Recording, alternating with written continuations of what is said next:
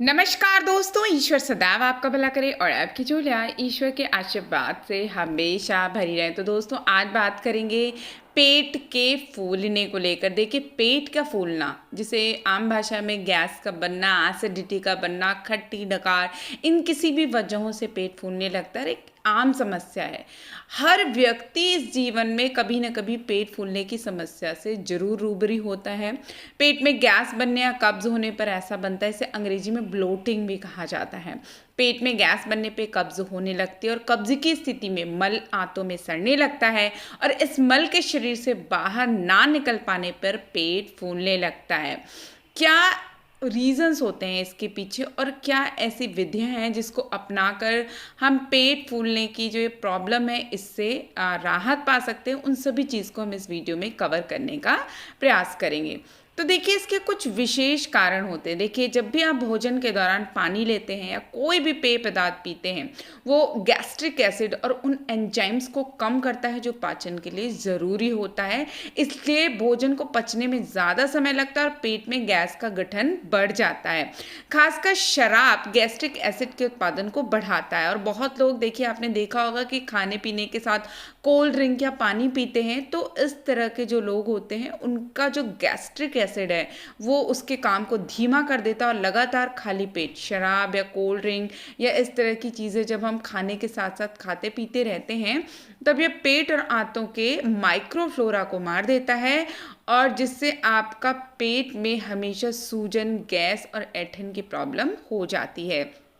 इसके अलावा बहुत लोग, जो लोग फैट युक्त भोजन जैसे फास्ट फूड, फैटी मिठाइयाँ, चीनी वाले पदार्थ या तैलीय पदार्थ ज़्यादा खाते हैं, उनके पाचन में देखिए देरी होती है।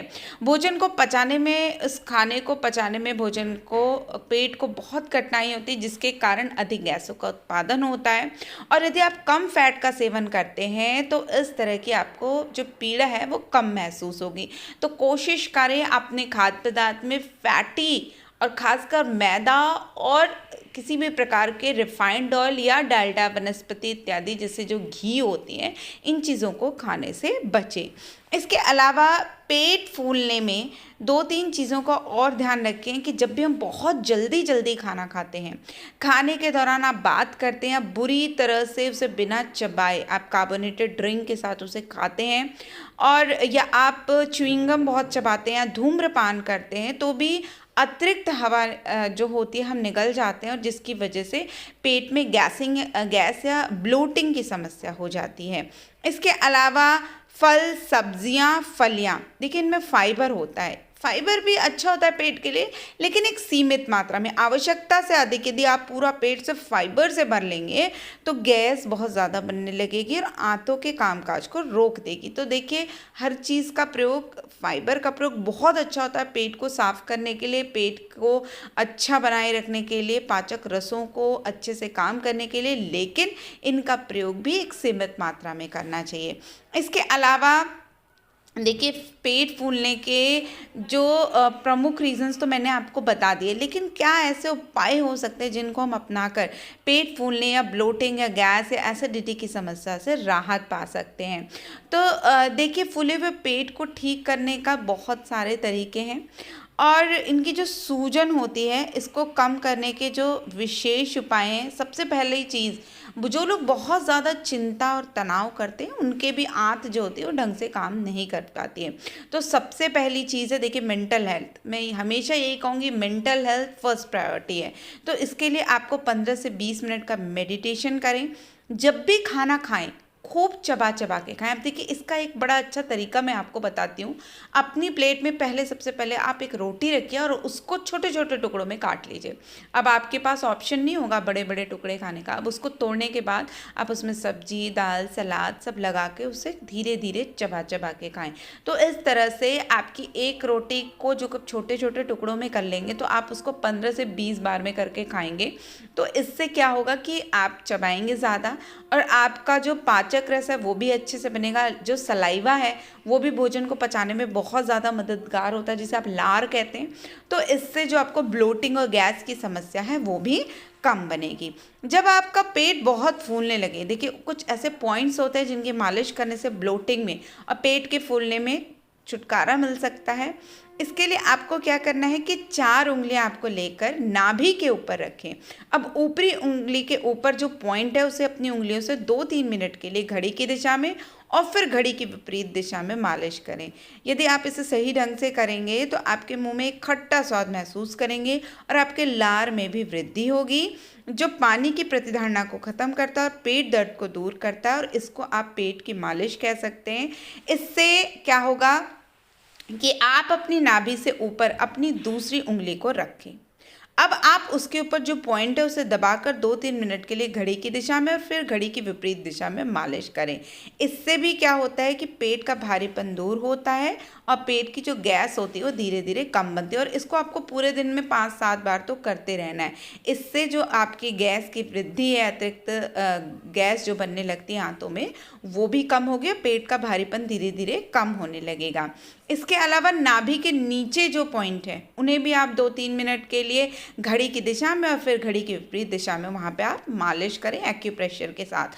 तो इससे गैस में बहुत कमी देखने को मिलती है और धीरे धीरे आप इसे डेली करें, इन पॉइंट्स पे प्रेशर दें, आपको काफ़ी राहत मिलेगी अपने गैस्ट्रिक ट्रबल में। पेट में यदि गैस जिन लोग को बहुत बनता है उनको 15 से 30 मिनट पहले खाना खाने से 1 गिलास हल्का गुनगुना पानी लें, उसमें थोड़ा सा नींबू का रस मिला के पिएं। ये गैस्ट्रिक एसिड के स्राव को समान बनाने में मदद करता है, सीने में जलन के लक्षणों से राहत दिलाता है, साथ ही आंत में डकार और गैस के निर्माण को भी रोकता है। इसके अलावा आप अदरक की चाय पी सकते हैं। देखिए, अदरक एक प्राकृतिक मसाला है जो पेट को शांत रखता है और गैस के गठन और आंतों संबंधित गतिविधि को कम करता है। रक्त को पतला करता है और रक्त के परिसंचरण में सुधार करता है। इसलिए आप थोड़ा सा पानी गर्म करें और उसमें थोड़ी सी अदरक डालकर उसको कूट कर या कस कर डालें। उसे एक बॉयल उबाल लेने के बाद आप इसे छान कर आप इसे पिएं।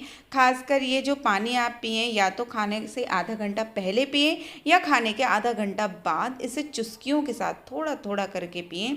ये आपके पेट की फूलने की समस्या भी कम करेगा और वजन भी घटाएगा और मेटाबॉलिज्म बहुत फास्ट करेगा, अर्थात आप जो भी खाएंगे वो बहुत जल्दी पच जाएगा। इसके अलावा एक बड़ा अच्छा घरेलू उपाय है, वो है सौंफ के बीज।